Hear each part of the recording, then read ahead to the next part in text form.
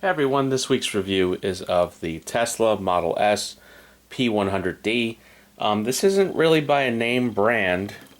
It's very, very heavy diecast. This is real diecast, opening parts. This is the kind of stuff that Autoart kind of built their reputation on. So this is very Autoart-like, but this is more I think a Japanese, Chinese domestic market item that would be sold at Tesla dealerships for when you bought the real car. These are not that common in the US.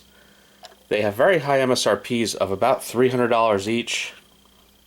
I got this on Amazon for $90. This is a classic example of how to get a good deal. Amazon Prime. Hopefully you have it. Follow a diecast, save it to your wish list or your watch list, whatever you want to call it, and watch it. Because as the numbers go down, Amazon has a way of lowering the price to move the last few units. So I watched this every day as it went from 200 to 129 to 100 and then finally for $90.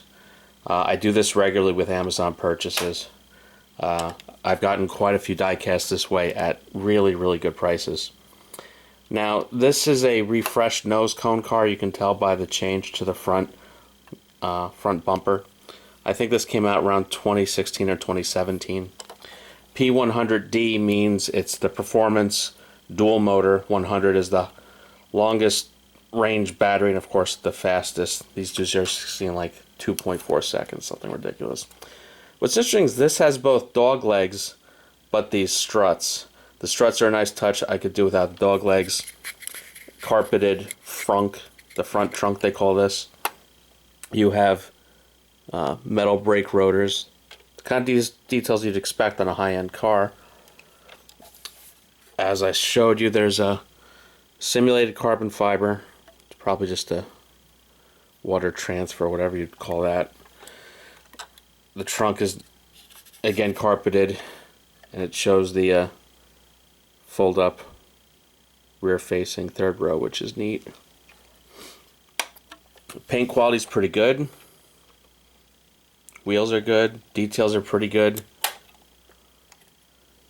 Interior, pretty good. Again, I would not want to spend $250 or $300 on this. I don't think it's worth it. It's not a numbered limited edition from a known brand.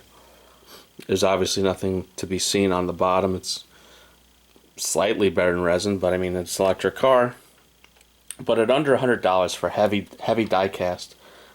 This is made in resin by I think LS Collectibles, but again, you're going to pay more for a limited edition. But this is nice heavy diecast, which reminds us, why can't Autoart make something at this level at this price? In terms of the box, not much to see. This is the package artwork. This screams dealership. This screams the kind of package that you would buy at the OEM dealership. Of course, I gotta complain, Amazon Prime does not know how to package diecast cars. I got a diecast in this week from them that it had 6 inches of play to just swim around on each side. It does have an interesting clamshell. It's a 3-piece, and the only other people that do that it reminds me of GMP, how they do their packaging. So that's always kind of nice. So at least they tried with that. But again, this is not, not really a name brand. But like I said, I'm happy with it. And remember that technique for Amazon. I got a CMC on Amazon not too long ago with a $389 retail, and I watched it every day for 3 weeks.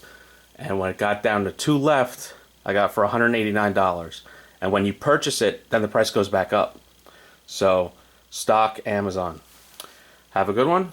Like and subscribe.